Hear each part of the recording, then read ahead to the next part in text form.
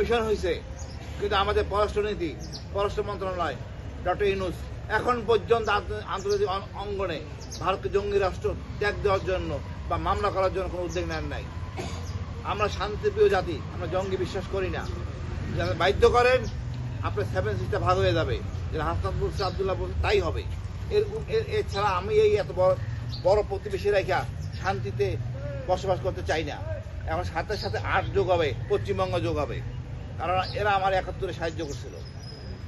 ত্রিপুরা, মেঘালয় এদের সাথে আমাদের শত্রুতা নাই। আমাদের শত্রুতা মোদির সাথে, কসাই মোদি, গুজরাটের কসাই মোদি। ও একটা চালা, ওর দর্শন দিয়েই ভারতবর্ষ চলতে পারে না।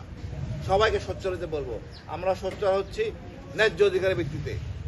আমার দেশের লোক পলায় যায় আপনার দেশে, আপনার উচিত ছিল তাকে ধরে আমার কাছে হস্তান্তর করা, হাসিনাকে হস্তান্তর করা, আপনি এখনো করেন নাই। সুতরাং আপনারা এই কাজ চালিয়ে যান, আমরা আপনার প্রতি সহনশীল হব না। আমাদের ছাত্ররা জেগে উঠছে, বাংলাদেশ জেগে উঠছে, ইনশাআল্লাহ ভারত খণ্ড খণ্ড হবে। আমি এখনও ভারতকে অনুরোধ করবো, আমরা সমমর্যাদার ভিত্তিতে থাকবো। যদি আপনারা আচরণ পরিবর্তন না করেন আমরা বাধ্য হব। ধন্যবাদ। বাংলা জিন্দাবাদ। আমাদের মাঝে বক্তব্য রাখবেন আমাদের ঢাকা বিশ্ববিদ্যালয়ের